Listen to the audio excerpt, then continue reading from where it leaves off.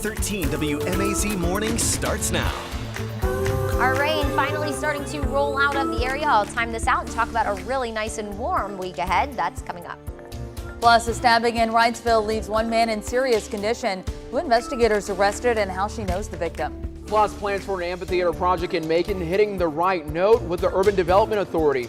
The money they approved to help with the costs. Over 150 blighted buildings have been torn down in Macon-Bibb County. What people in the community want to replace those vacant lots.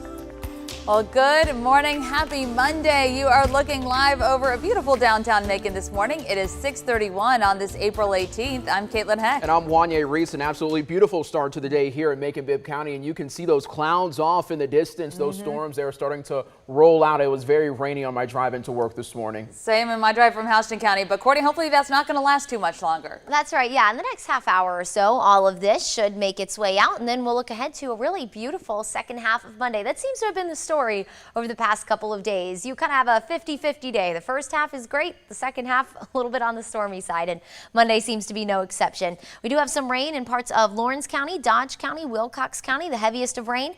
Now pushing into parts of Telfair, Wheeler, Montgomery County, also parts of Trutland County. But this is the last batch of it. And also can't go without mentioning parts of Hancock and Baldwin County. You also have some light rain. So moral of the story is the roads are going to be wet this morning, slightly slick, as we did have a lot of rain through the overnight and really starting yesterday evening. You can see here in downtown Macon just a little bit of water on the roads there, so give yourself a couple of extra minutes. Temperature wise, we're in the low 60s, 64 right now in the city of Macon. West northwest wind, the wind direction changing. That's a sign of our cold front passing through the area, and we will be cooler, especially as we head into tomorrow morning. But in the meantime, pretty mild out there. 65 in Warner Robins and in Montezuma, 67 in Gordon, 65 in Eastman and in Forsyth. Through the day today, skies will clear. It'll be breezy, nice and warm with temperatures in the 70s. And if you like the 70s, well, we have some warmer air on the way as we go through the rest of the week. Those details are in a few minutes.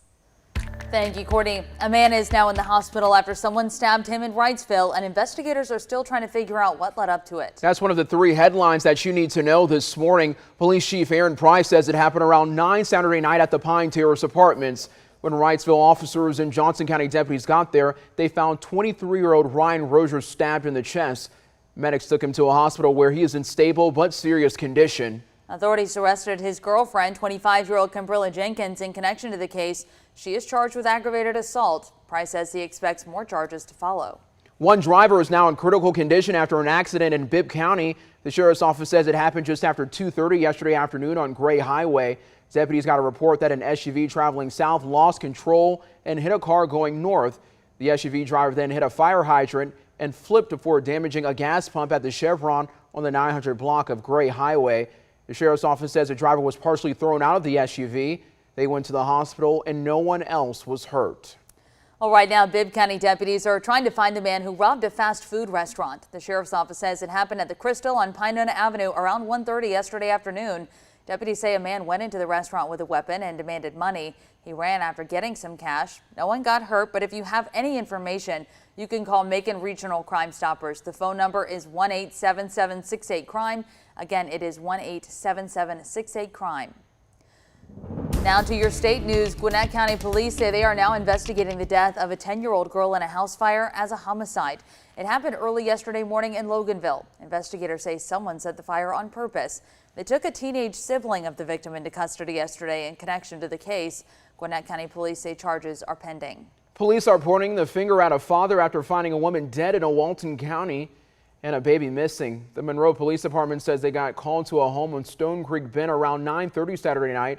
That's where they found 31-year-old Crystal Hyatt dead inside, but her 1-year-old was missing. Police say the father, 27-year-old Gregory Norwood, took the baby. That led to a statewide Amber Alert.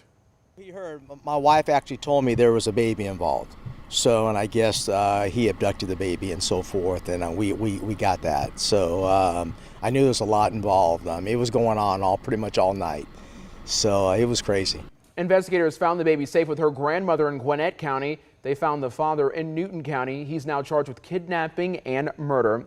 The city of Atlanta says that their police chief will retire this summer. Ronnie Bryan previously retired from the Atlanta Police Department in 2019 before being brought back on in 2020. He then became the acting chief after former Chief Erica Shields resigned following the police shootings of Rayshard Brooks. Last year, he started his role as permanent chief. He's now set to retire again this June. Mayor Andre Dickens says he will conduct a national search for a new chief, but indicated he will lean into applicants who are already known to Atlanta. In your election news, the May primary is nearly a month away, but if you want to vote, you have just a week left to get registered.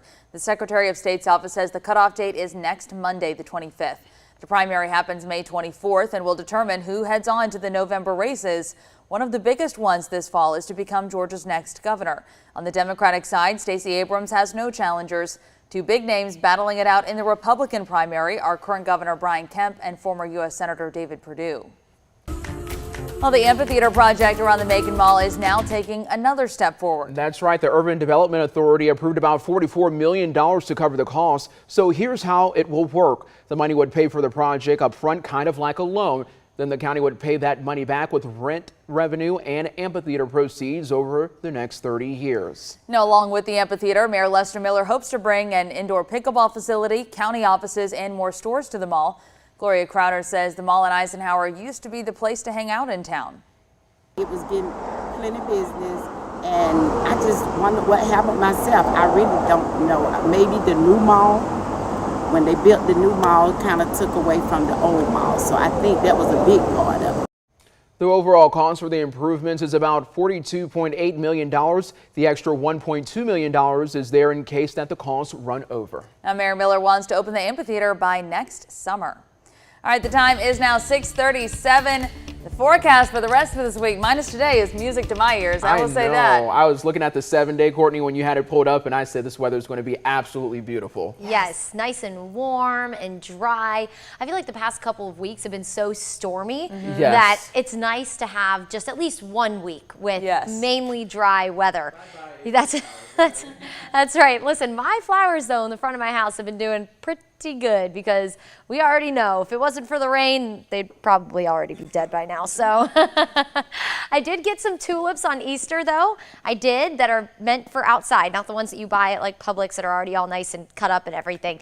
And we're going to see how long those are going to last because they're beautiful. So I really want to try and keep them alive. But with my track record of plants, yeah, I'll maybe give it a week. All right, everyone, good morning.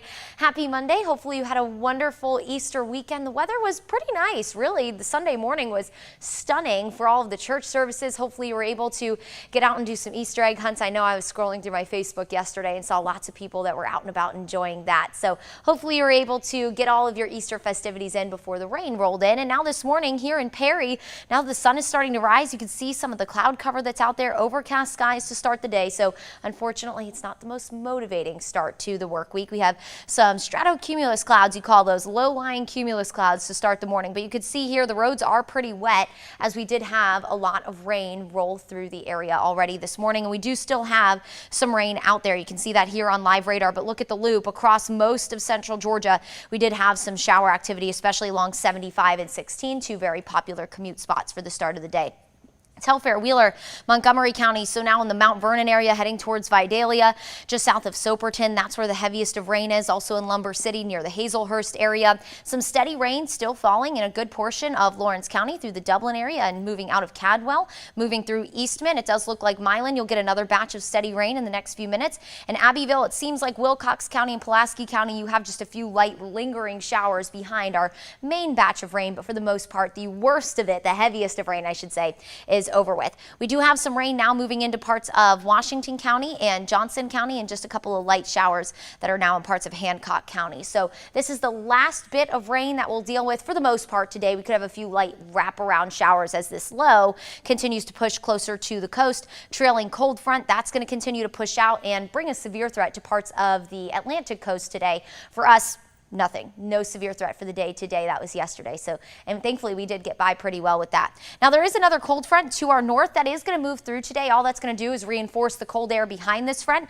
Something else to mention, as this low continues to move away, since we're so close to it, it will be breezy today. And just something else to mention while we are on live radar. Do you see this up here in Indiana? Yeah, that's snow. Could you imagine that in mid-April? No, I'm done with the cold. And thankfully, this week we aren't going to be very cold at all, though tomorrow will be unseasonably cool. We'll talk about temperatures in just a second. For now, again, most of the rain should be out of here within a half hour or so, and then we'll have just a few light wraparound showers for the rest of the day. Cold front will move in as we head into the evening. High pressure filters in behind that. That's going to help leave us cooler and breezy and dry. This is all just going to help bring us a beautiful forecast for the second half of the week, or really the rest of the week, because the week did just start, didn't it? High pressure will dominate through the rest of the week, and that's going to help give us a lot of sunshine. Today, skies will clear through the day. Low 70s north of Macon, mid to upper 70s Macon southward. Tomorrow morning, it's going to feel pretty nice out there. Very different. We'll wake up 15 to 20 degrees cooler in the low to mid 40s. And then tomorrow afternoon, we'll only head near 70. So unseasonably cool. We should be in the upper 70s this time of year. But nonetheless, lots of sunshine. It'll be really, really beautiful. And our forecast stays nice through the rest of the week. We'll have extra cloud cover around Wednesday and Thursday, but temperatures will gradually warm each day. We'll be in the mid to upper 70s through midweek. And it looks like low 80s return Friday through the weekend.